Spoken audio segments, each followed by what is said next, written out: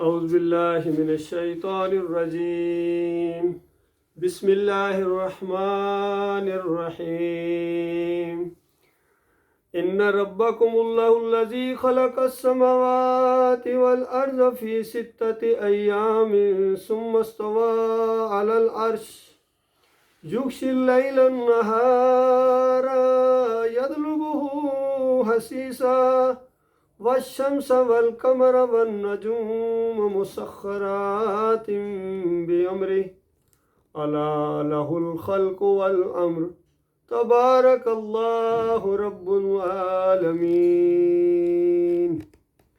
ادعوا ربكم تضرعا وخفيا إنه لا يحب المعتدين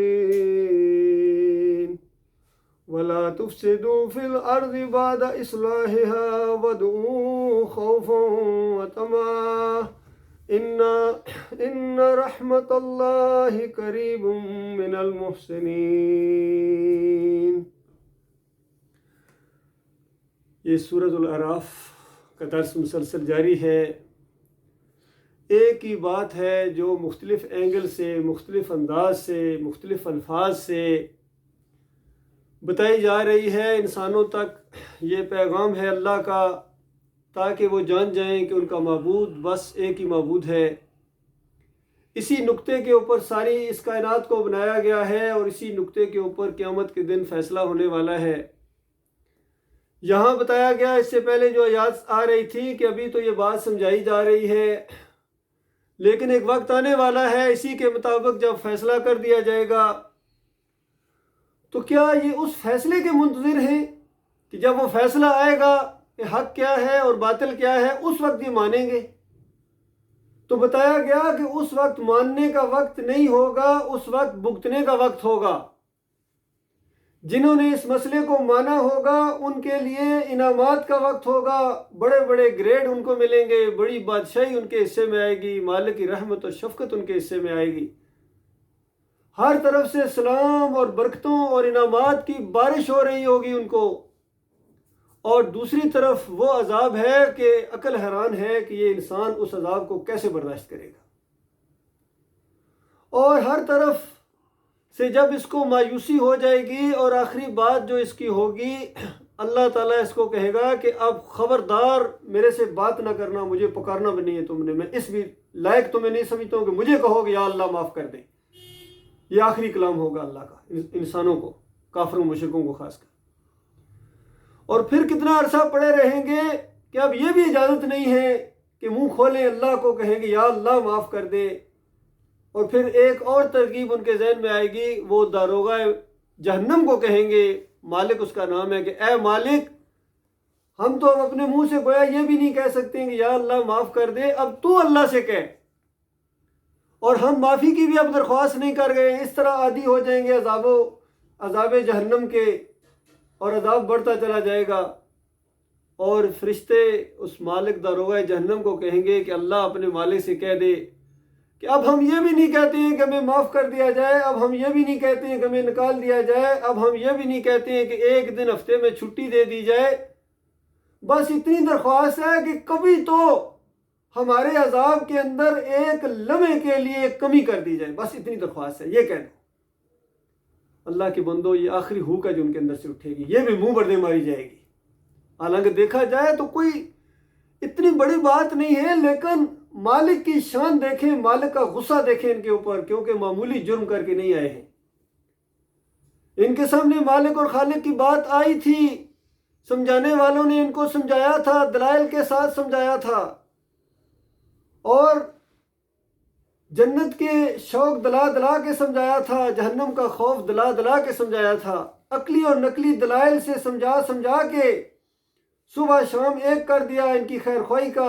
حالانکہ یہ آگے سے پروپیگنڈے کرتے تھے، گالیاں دیتے تھے، پتھراؤ کرتے تھے، منصوبہ بندیاں کرتے تھے، نفرت کرتے تھے، لیکن مومنوں کو اللہ کا یہ حکم ہے کہ نہیں، تم نے پرواہ نہیں کرنی، چند دنوں کا یہ معاملہ ہے، تم نے ان کو سمجھاتے رہنا ہے، اس کے بعد حساب کتاب کرنا یہ میرا کام ہے، میرے پاس آئیں گے، میں فیصلہ بالکل چکا دوں گا ان کا۔ ایک ایک لمحے کا حساب ہوگا، ایک ایک نیت کا حساب ہوگا۔ تمہیں تمہاری نیت، تمہارے جو محنت ہے اس کا اجر ملے گا، اور ان مخالفین کو کمر توڑ ان کے ساتھ معاملہ کیا جائے گا۔ دیکھنا، گھبرانا نہیں ہے، کام نہیں چھوڑنا ہے، کام تو یہی کرنا ہے، یہی حکم ہے تمہارے مالک اور خالق کا۔ تو اس انداز سے جب یہ بات سامنے آئی تو قرآن نقشہ کھینچتا ہے کہ وہ کہیں گے، جہنمی کہیں گے جب سارا معاملہ ان کے سامنے آ جائے گا، اس روز وہ انجام کو دیکھ کے کہیں گے، اور ان کو کہا جائے گا کہ تم وہی لوگ ہو جنہیں پہلے جب کہا جاتا تھا جو بات ایمان عقیدے کی، تم نے اس کو نظر انداز کر دیا گیا تھا، بالکل خاطر میں نہیں لائے۔ ہر بات کی تمہارے نزدیک اہمیت تھی، اگر نہیں اہمیت تھی تو ایمان کی اہمیت نہیں تھی، ایمان خالص کی اہمیت نہیں تھی۔ تو وہ کہیں گے واقعی ہمارے رب کے رسول حق لے کر آئے تھے، پھر کیا اب ہمیں کچھ سفارشی ملیں گے جو ہمارے حق میں سفارش کرے؟ ہر طرف سے مایوس ہو گئے ہیں، اب پھر دھیان جا رہا کہ کیا کوئی ہے ایسا جو ہمارے حق میں کوئی کلمہ خیر کہے، ہمارے بچت کا کچھ انتظام کرنے کے لیے کوئی ایک لفظ بول سکے، کوئی ہے؟ تو اس وقت یہ بھی کہیں گے کہ یا ابھی تو اگر یہاں کوئی سفارشی نہیں ہے یا کسی کی سفارش اب ہمارے حق میں نہیں چل رہی ہے، تو کم از کم اتنا ہی کر دیا جائے کہ ایک موقع ہمیں اور دے دیا جائے، ہمیں دنیا میں پھر واپس بھیج دیا جائے، اور اب ہم وہ نہیں کریں گے جو پہلے کرتے تھے۔ اب جو پہلے کرتے تھے وہ سب کے سامنے، وہ خود بھی جانتے کہ پہلے کیا کرتے رہے ہیں، کس طرح حق کی مخالفت کرتے رہے ہیں، شکوک و شبہات پیدا کرتے رہے ہیں، حق والوں سے نفرت کرتے رہے، لڑائیاں لڑتے رہے، حق والوں کو اپنے علاقے سے نکالتے رہے، سب کچھ ان کو معلوم ہے۔ اور اب یاد آیا ہے کہ اب ہم اس طرح نہیں کریں گے جس طرح ہم پہلے کیا کرتے تھے۔ بتایا گیا کہ اب انہوں نے اپنے آپ کو خسارے میں ڈال دیا ہے، اب کہاں دوبارہ موقع، اور سارے وہ جھوٹ جو انہوں نے تصنیف کر رکھے تھے ان سے گم ہو جائیں گے، سارے ان کے فلسفے، سارے ان کی وہ طریقے، ان کے الفاظ ان کے منہ کے اوپر دے مارے جائیں گے، ان کی کوئی وہاں وقت نہیں ہوگی۔ اس انداز سے انجام بتا کے پھر دوبارہ مالک سمجھانا شروع ہو گئے، دیکھو کبھی بھی تم دنیا میں، کیونکہ یہ قرآن انہی کے سامنے ہے جو زندہ ہے، ابھی مردوں کے لیے تو نہیں ہے، یہ تو زندوں کے لیے ہے، اور زندوں کو بتایا گیا ہے کہ کل اس دعوت کا یہ انجام نکلنے والا ہے، اور تمہارے یہ الفاظ ہوں گے اور یہ انداز ہوگا تمہارے ساتھ۔ اب بھی ہوش میں آ جاؤ، پھر سنو بات، پھر الف با سے شروع کیا گیا، بنیادی بات، سادہ بات، کہ سن لو کون سی ایسی بات ہے جو تمہیں سمجھ میں نہیں آ رہی ہے، سنو۔ فرمایا در حقیقت تمہارا رب اللہ ہی ہے جس نے آسمانوں اور زمینوں کو 6 دنوں میں پیدا کیا ہے۔ اس کی بات ہو رہی ہے، کون سی ایسا فلسفہ راکٹ سائنس ہے جو تمہیں سمجھ میں نہیں آ رہی؟ اتنی بات کہی جا رہی ہے کہ اپنے اس اللہ کے فرما بردار بن جاؤ جس نے زمین و آسمان کو پیدا کیا ہے، تمہارا مالک ہے، تمہارے باء و اجداد کا پیدا کرنے والا ہے، تمہیں روزی دینے والا ہے، اس کی وجہ سے زندہ ہو۔ مشکلیں اس کی طرف سے آتی ہیں، مشکل کشا وہ ہے، حاجت روا وہ ہے، شارک سے زیادہ قریب تمہاری ہر زبان کا صرف سمجھنے اور جاننے والا نہیں ہے، بلکہ ہر زبان کا وہ خالق ہے، پیدا کرنے والا ہے زبان کو۔ تو کیا وہی نہ جانے گا جس نے پیدا کیا؟ وہ تمہارے دل کے وسوسوں کو جاننے والا ہے۔ تو اس نے زمین و آسمان کو 6 دنوں میں پیدا کیا۔ بتائیے، اس میں بھی ایک بڑا، ہر لفظ ایک علم کا سمندر لیے ہوئے ہے کہ وہ مالک جو کن فیکون سے ہر چیز کر سکتا ہے، وہ اس نے اس زمین و آسمان کو 6 دنوں میں پیدا کیا۔ اللہ بہتر جانتا ہے، یہ متشابہات میں سے ہے کہ 6 دنوں سے کیا مراد، اللہ بہتر جانتا ہے۔ گویا یہ بتا دیا کہ اللہ تعالیٰ کا یہ ایک طریقہ ہے، رات کے بعد دن ایک لمحے میں نہیں آ جاتی ہے، تھوڑا سا وقت لگتا ہے اس میں۔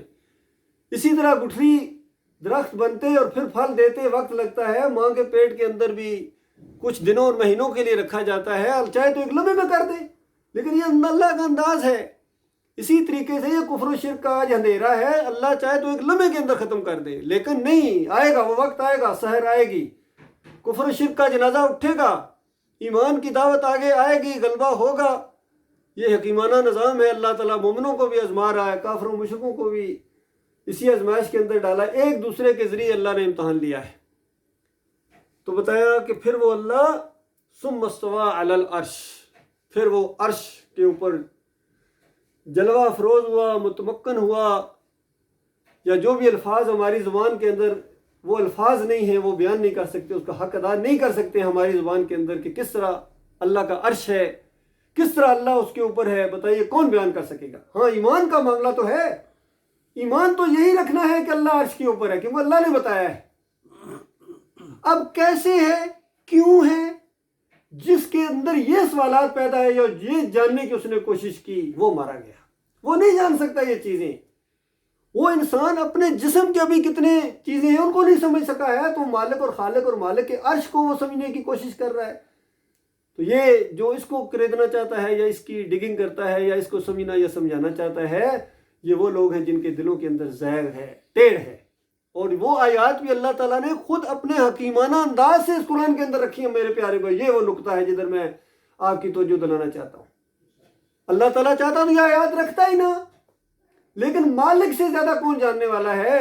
مالک سے زیادہ کون جاننے والا ہے کہ جن کے دلوں کے اندر ٹیڑھ ہے، ان کے لیے اللہ تعالیٰ نے ایسے واقعات بھی رکھے ہیں، ایسی باتیں بھی رکھی ہیں کہ جن کو لے کے پھر وہ اپنے مالک و خالق سے زیادہ سمجھدار بننے کی کوشش کرتے ہیں۔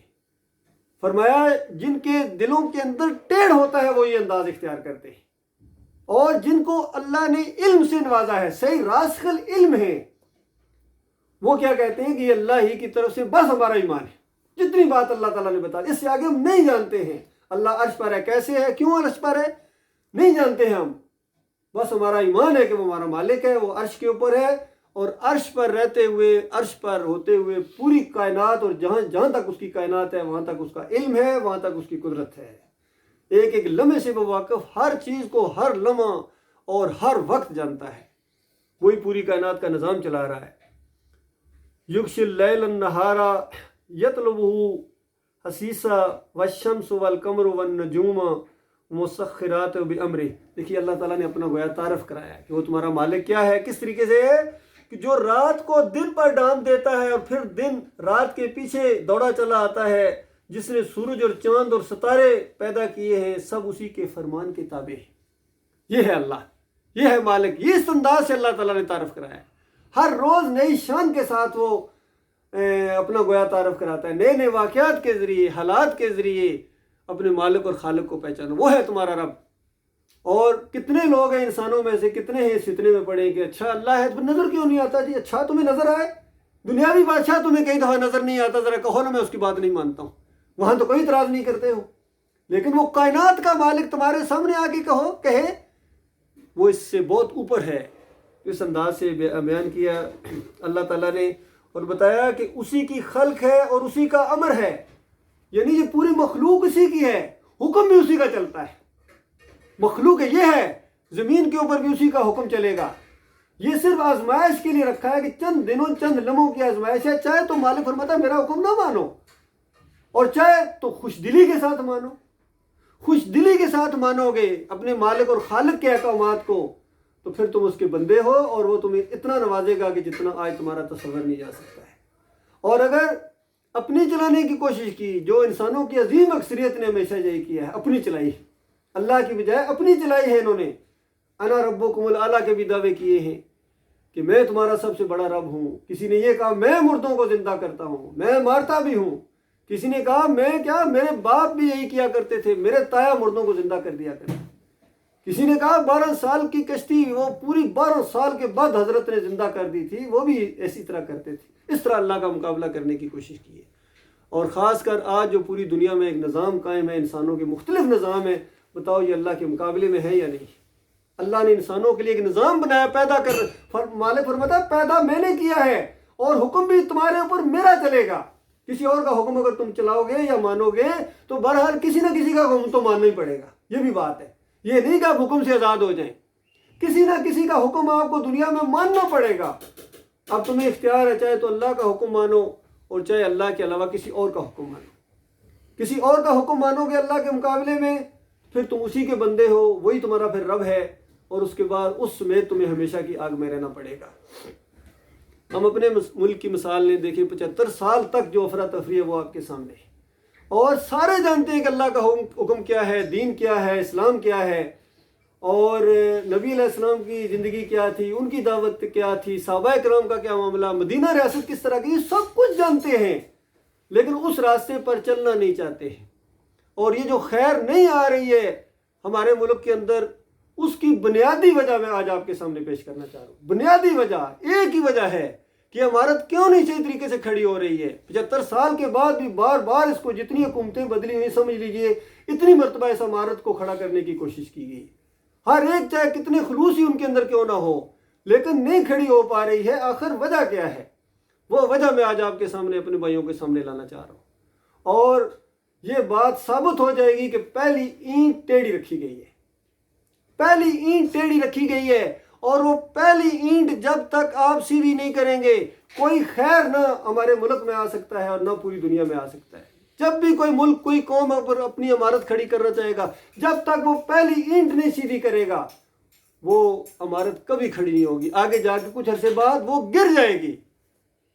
اور اگر پہلی اینٹ آپ بالکل سیدھی رکھ دیں اس کے بعد اپنی عمارت سریا تک بھی لے کر جائیں آسمانوں تک بھی لے کے جائیں وہ کبھی نہیں گرے گی. تو یہ آج آپ کے سامنے میں ان کا بیان لا رہا ہوں. پہلی اینٹ دیکھیے خاص کر اس ملک کے جو پہلے جنہوں نے ملک بنایا ہے ذرا ان کا عقیدہ دیکھیے. اور بہت بڑے مفکر اس کی تصدیق کر رہے ہیں. بہت بڑے قرآن کے جاننے والے ماہر اور پوری زندگی قرآن کا درس دینے والے قرآن اکیڈمیاں چلانے والے اس کی تصدیق کر رہے ہیں. یہ پہلے سنیے اور اس کے بعد میں اس کے اوپر انشاءاللہ تبصرہ کروں گا. جب قائد اعظم بیمار تھے ٹی بی 3rd سٹیج کو پہنچی ہوئی تھی بستر برق پر تھے ہمارے ہوتے تھے میو ہاسپٹل میں ٹی بی کے جو پروفیسر تھے ٹیوبرکلوسس کے ریاض علی شاہ ان کی ڈائری میں انہوں نے ایک واقعہ لکھا ہے قائد اعظم کے بارے میں. وہ ذرا آپ سن لیجیے. میں اس کو چھاپ کے لے آتا لیکن پہلے خیال نہیں آیا تھا کہ آپ کے پاس بھی یہ رہ جاتا. وہ لکھتے ہیں میرے لیے یہ بات حیرت کا باعث تھی کہ لاہور سے زیارت تک کا سفر طے کر کے میں شدید بیماری میں مبتلا قائد اعظم کے کمرے میں داخل ہوا تو اس کے باوجود کہ وہ بانی پاکستان انتہائی کمزور ہو چکے تھے اور ان کا جسم کمبل میں لپٹا ہوا تھا انہوں نے اپنا ہاتھ باہر نکالتے ہوئے مجھ سے نہایت گرم جوشی سے مصافحہ کیا اور پوچھا آپ کو راستے میں کوئی تکلیف تو نہیں ہوئی؟ مرض الموت میں مبتلا اس عظیم انسان کے اخلاق تواضع اور انکساری کی یہ اچھوتی مثال تھی. حالانکہ مجھ سے ہاتھ ملانے اور مزاج پرسی کرنے ہی سے وہ ہانپنے لگے تھے اور بعد میں کئی منٹ تک انہیں آنکھیں بند کیے لیٹے رہنا پڑا تھا. ایک بار ہم خوف زدہ تھے کہ خون اور تھوک وغیرہ کی تحقیق کے جو نتائج سامنے آئے ہیں انہیں قائد اعظم کا کیسے پہنچائیں. انہوں نے از خود ہماری پریشانی محسوس کر لی اور بولے آپ جو کچھ کہنا چاہتے ہیں کھل کر بیان کریں کیونکہ بیماری کی نوعیت معلوم ہونے کے بعد میں آپ سے زیادہ تعاون کر سکوں گا. گھبرائیں نہیں میں موت سے نہیں ڈرتا کیونکہ موت کو بہرحال آنا ہے. البتہ اگر آپ کے پیشے کے اصول راستے میں حائل ہیں تو میں آپ کو مجبور نہیں کروں گا. بر صغیر کے مسلمانوں کے ایک آزاد وطن سے روشناس کرانے والے قائد اعظم کا خدا پر ایمان اور اصولوں پر یقین ہمارے لیے خوشگوار حیرت کا باعث تھا. قائد اعظم بظاہر ان معنوں میں مذہبی رہنما نہ تھے جن معنوں میں ہم عام طور پر مذہبی رہنما کا لفظ استعمال کرتے ہیں لیکن مذہب پر ان کا یقین کامل تھا. ایک بار دوا کے اثرات دیکھنے کے لیے ہم ان کے پاس بیٹھے. میں نے دیکھا کہ وہ کچھ کہنا چاہتے ہیں لیکن ہم نے بات چیت سے منع کر رکھا تھا اس لیے الفاظ لبوں پر آ کر رک جاتے ہیں. اس ذاتی کشمکش سے نجات دلانے کے لیے ہم نے خود انہیں دعوت دی تو وہ بولے اب یہ الفاظ ہے جس کے لیے میں نے یہ سارا پس منظر آپ کو سنایا. تم جانتے ہو جب مجھے یہ احساس ہوتا ہے کہ پاکستان بن چکا ہے تو میری روح کو کس قدر اطمینان ہوتا ہے. یہ مشکل کام تھا اور میں اکیلا اسے کبھی نہ کر سکتا تھا. میرا ایمان ہے کہ یہ رسول خدا کا روحانی فیض ہے کہ پاکستان وجود میں آیا صلی اللہ علیہ وسلم. اب یہ پاکستانیوں کا فرض ہے کہ وہ اسے خلافت راشدہ کا نمونہ بنائیں تاکہ خدا اپنا وعدہ پورا کرے اور مسلمانوں کو زمین کی بادشاہت دے. سارا میری گفتگو کا جو ہے مواد اس میں موجود ہے. زمین پر بادشاہت مسلمانوں کو اللہ تعالیٰ عطا فرمائے. اگر پاکستان یہ آپ نے اپنی آنکھوں سے دیکھا ہے اور اپنے کانوں سے سنا ہے کہ پہلی اینٹ رکھنے والے اپنی زندگی کے آخری سانس لے رہے ہیں اور کہہ رہے ہیں کہ پاکستان میں نے اکیلے نہیں بنایا ہے. یہ محمد رسول اللہ کی فیض ہے.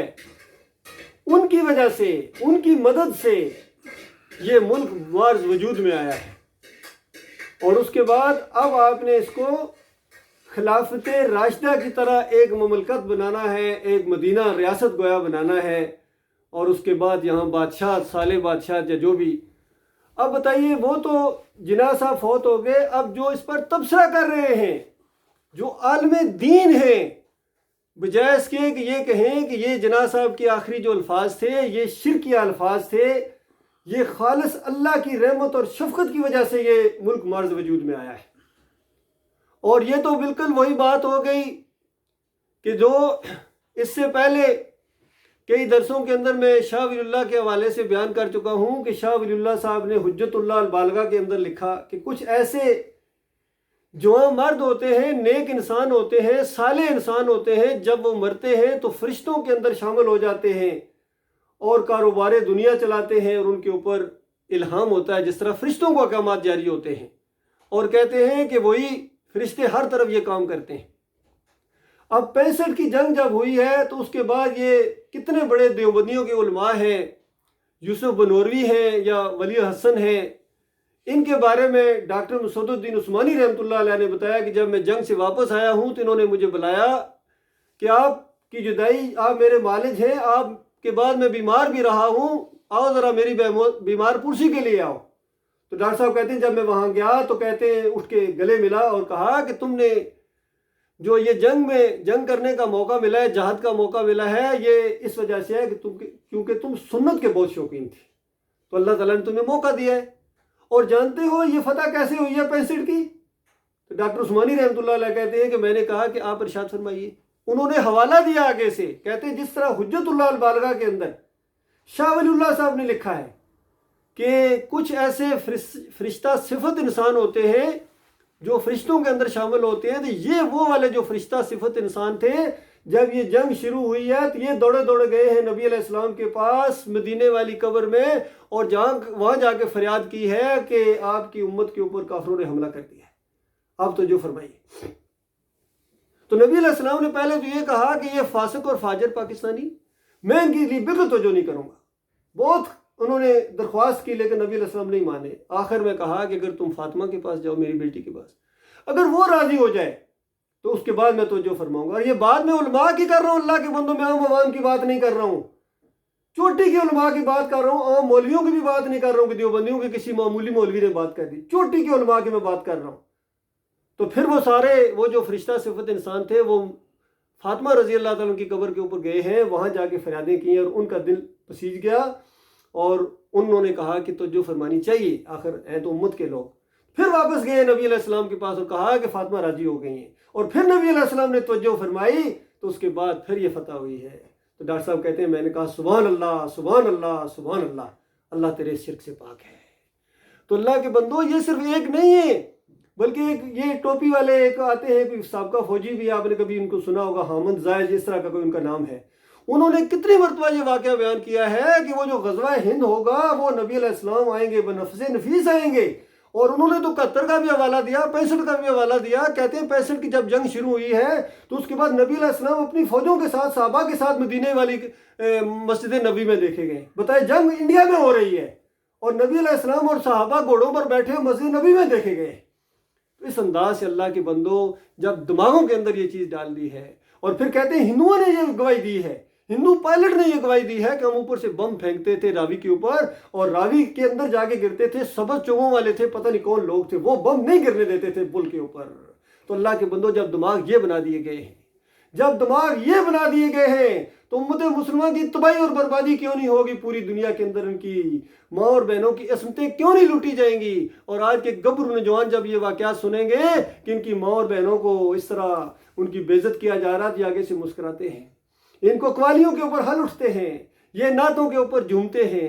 ان کے دماغوں کے اندر یہ ڈال دیا گیا ہے کہ یہ پاکستان جو ہے یہ روحانی فیض ہے، کچھ کہتے ہیں بزرگوں نے دیا ہے، اور بلکہ شیعہ ذاکر کو میں نے کہتے ہوئے سنا ہے، ان کے بھی اسی واٹس ایپ کے اوپر اور یہ یوٹیوب کے اوپر انہوں نے کہا کہ یہ جو پاکستان بنا ہے یہ ذوالجناح کی وہ جو دلدل ہے، گھوڑا ہے، یہ اس کی وجہ سے بنا۔ کون کہتا ہے کہ محمد علی جناح نے پاکستان بنایا ہے؟ تو آگے سے دوسرے نے کہا یہ کیا کہہ رہے ہیں؟ اس نے کہا ہاں، ان کا ثبوت موجود ہے. کیسے جی؟ ان کا محمد علی جناح صاحب کی والدہ جو تھیں اولاد نہیں ہو رہی تھی، وہ گئی ہیں دلدل کے پاس جا کے، انہوں نے گھوڑے کو جب سلام کیا ہے، نظر مانی ہے، تب بچہ پیدا ہوا ہے. تو وہ بچہ پیدا ہی نہ ہوتا اگر دلدل کی طرف سے وہ نہ ہوتا، وہ اپروول نہ ہوتی، بتائیے. تو یہ جناح صاحب پیدا ہوئے دلدل کی وجہ سے، پھر جناح صاحب نے پاکستان بنایا ہے. یہ پاکستان ایسا نہیں ہے کہ اللہ کا فیض ہے اور یہ ہوا ہے. پاکستان کا مطلب کیا؟ لا الہ الا اللہ. اس طرح کے نعرے نہ لگاؤ. تو اللہ کے بندوں، پہلی اینٹ ہے جو ٹیڑھی رکھی گئی ہے، پہلی اینٹ ہے ان کا شرک، ان کے دماغوں کے اندر شرک دوڑ رہا ہے. تو اللہ کے بندوں، جب تک یہ مسئلہ نہیں سمجھو گے، اس کے بعد کوئی خیر امت کے اندر نہیں آ سکتی. اور بالفرض میں یہ بھی کبھی کہتا ہوں کہ بھائی ہک اور کرک آپ پاکستان کو فلاحی ریاست بنا دیں. کیا اس سے پہلے فلاحی ریاستیں نہیں موجود ہیں یہاں پاکستان، یعنی پوری دنیا میں بڑی بڑی زبردست ریاستیں موجود ہیں. اپنی اپنی عوام کے وہ خیال رکھتے ہیں، ان کے وظیفے مقرر کرتے ہیں، بے روزگاری الاؤنس دیتے ہیں، اور سہولتیں کتنی زیادہ ہیں. لیکن جو مرتا جا رہا کہاں جا رہا ہے؟ چاہے وہ سوئٹزرلینڈ ہو، چاہے وہ فرانس ہو، چاہے وہ انگلینڈ ہو، یا جو بھی ہو، امریکہ، جس کے بھی آپ مسائل دیں کہ عوام کے بڑے خیر خواہی کرتے ہیں، بتاؤ جو مرتے جا رہے ہیں کہاں جا رہے ہیں؟ کیونکہ ایمان عقیدے کی بات نہیں ہے. کہ کوئی کہتا ہے عیسیٰ علیہ السلام اللہ کے بیٹے ہیں، کوئی کہتا ہے عزیر علیہ السلام اللہ کے بیٹے ہیں، کوئی ان کی 25 دسمبر منا رہا ہے، ان کی وہ جب کرسمس کا ڈے منا رہا ہے. اور اگر یہ امت کہے کہ نبی علیہ السلام اللہ کی ذات کے ٹکڑے ہیں اور ان کے وسیلے سے یہ سب کچھ ہوا ہے، انہوں نے کچھ کرم فرمائی کی ہے اور تب یہ پاکستان بنا ہے، تو اس کے بعد پھر اللہ کا قہر و غضب نازل نہیں ہوگا تو کیا ہوگا؟ اللہ کے بندو، یہ معاملہ، یہ ہماری دعوت ہے. اس کے علاوہ ہماری کوئی بات نہیں. اللہ جانتا ہماری کسی کے ساتھ کوئی نہیں ہے. اب بتاؤ، عقیدہ یہ رکھو اور پھر قرآن یونیورسٹی چلاؤ. قرآن اکیڈمی چلانے کے بعد وہاں نماز کی آپ امامت کریں گے، حضرت صاحب امامت کرا رہے ہیں اور ان کے پیچھے نماز پڑھنے والوں کو 27 گنا ملے گا، یا اللہ کی لعنت پڑے گی ان کے اوپر، بے ایمانوں کے اوپر جو شرک اور کفر پھیلا کے مرے. اب وہ رحمت اللہ علیہ نہیں رہے ہیں. جن کے عقیدے ثابت ہو گئے ہیں، ان کی کتابوں سے ثابت ہو گئے، ان کے بیانات سے ثابت ہو گئے ہیں، اور ایک دوسرے کی تصدیق کر رہا ہے. اس کے اندر عالم دین کہہ رہا ہے، مفکر اسلام کہہ رہا ہے، کوئی عام بندے کی گواہی نہیں ہے. پوری تحقیق، اور پوری کہتے ہیں میرا پوری تحقیق اور لیکچر کا نچوڑ یہ ہے جو میں آپ کو بات بیان کرنے آیا ہوں. یہ کہہ رہے ہیں ڈاکٹر اسرار. تو اللہ کے بندو، کب اس سے توبہ کرو گے؟ معافی مانگو اپنے مالک اور خالق سے، اور کہہ دو کہ اللہ کے فضل و کرم سے یہ پاکستان بنا ہے. یہ کوئی اور نہیں کہ فلاں نے منصوبہ بنایا، منصوبہ بند ہے علامہ صاحب اور جناح صاحب. اور یہ اللہ تعالیٰ نے آزادی دلی ہے آپ کو، ایک نعمت. ہندوؤں کو بھی تو آزادی ملی ہے، بتاؤ، ان کو بھی تو انگریزوں سے آزادی ملی تھی. وہ اپنے مہاراج کی طرف اس کو منسوب کر دیں گے کہ ہمارے بڑے مہاراج نے کی ہے، ڈنڈوت کرتے ہیں وہاں جا کے. اور آپ کہیں ہمیں نبی علیہ السلام کی وجہ سے آزادی ملی ہے، اور پھر یا علی مدد کے نعرے لگاؤ، یا رسول مدد کے نعرے لگاؤ، اور کہو کہ اس کے بعد جو مرتا جائے گا، جو یا علی مدد کا نعرہ لگا کے مرے گا، وہ شہید ہو گیا. پھولوں کی چادر چڑھا دو. اللہ کے بندو، اللہ کو فراڈ کرنا جو ہے یہ ناممکن ہے. مالک ایمان عقیدے کے اوپر فیصلہ کرے گا، اور دنیا میں بھی اللہ تعالیٰ اپنے مخلص مومن بندوں کو عزت دے کے رہے گا. اور مرنے کے بعد ان کے لیے اللہ تعالیٰ نے وہ جنت کی بادشاہی تیار کر کے رکھی ہوئی ہے. اور اس راستے میں جو مرے گا، ایمان عقیدے کی بات پھیلائے گا، یہ تبلیغ ہے. باقی تبلیغی جماعت نام رکھنے سے تبلیغی جماعت نہیں بن جاتی ہے، یا جماعت اسلامی نام رکھنے سے جماعت اسلامی نہیں بن جاتی ہے، یا مجاہدین نام رکھنے سے وہ مجاہدین نہیں بن جاتے ہیں، جب تک ایمان وہ نہ رکھو جو مجاہدین کا ایمان تھا، اصلی مجاہدین. ایک معیار، ایک کسوٹی ہمارے پاس موجود ہے، نبی علیہ السلام اور صحابہ کی زندگیاں. اللہ کے بندو بتاؤ، کیا نبی علیہ السلام یا صحابہ نے کبھی کہا تھا یہ جو مدینہ ریاست بنی ہے یہ ابراہیم علیہ السلام کا فیض ہے، یا موسیٰ علیہ السلام کے فیض کی وجہ سے ہوئی ہے، یا اسماعیل علیہ السلام کا فیض ہے؟ کبھی کہا تھا انہوں نے؟ سب کا یہی عقیدہ تھا کہ اللہ کا فیض ہے، اللہ کی رحمت ہے، اللہ کی شفقت ہے. تو اللہ کے بندو، جب تک عقیدہ اپنا درست نہیں کرو گے، کوئی خیر آپ کے اندر نہیں آ سکتی ہے. نمازیں پڑھو یا تہجد گزاریاں پڑھو، روزے ابھی آ رہے ہیں، رمضان کا مہینہ، جتنے روزے رکھ کے پیاسے مرتے جاؤ، اور حج کے لیے دور دراز سے آ کے تھکے ہوئے آؤ، جو مرضی کر لو، جنت کی خوشبو تک نہیں پا سکو گے. یاد رکھنا، یہ ایمان عقیدے کا مسئلہ، یہ قرآن کا مرکزی مسئلہ ہے، توحید کا مسئلہ، ایمان خالق. الحمدللہ، بسم اللہ الرحمن الرحیم سے لے کر والناس تک یہی مسئلہ بیان ہوا ہے. آپ خود قرآن کو کھولیں، پڑھو، اس کو غور و فکر کرو. اگر یہی چیز آپ کو نہ ملی تو کہنا بھائی نے جھوٹ بولا تھا، اور یہی بات اگر آپ کو وہاں سے بھی ملے تو پھر مان لو. اس میں آپ کا بھی فائدہ ہے، آپ کے بیوی بچوں کا فائدہ ہے. بہترین فیصلہ جو آپ نے کیا اپنے حق میں، صحیح معنوں میں اپنے بیوی بچوں کے حق میں، اپنے دوستوں کے حق میں، یہ اسی کو پھر پھیلاؤ. یہ تبلیغ ہے. اور اس راستے میں جو تکلیفیں آئیں گی وہ اللہ کے راستے میں تکلیفیں ہیں. اور اگر کبھی اللہ کی رحمت جوش میں آئے گی کسی مخلص مومن کے لیے، اور اس راستے میں اس کو شہید کر دیا جائے، توحید کی دعوت دے رہا ہو بازار کے اندر یا گلی کے اندر یا کسی بھی جگہ، یا بس کے اندر، ٹرین کے اندر، اور کوئی کافر مشرک اس کو مار دے، تو یہ صحیح معنوں میں اللہ کے راستے کا شہید ہے. اللہ تعالیٰ ایسے لوگوں میں شامل فرمائے. وقول کو لہٰذا استغفر اللہ لی ولکم ولسائر المسلمین.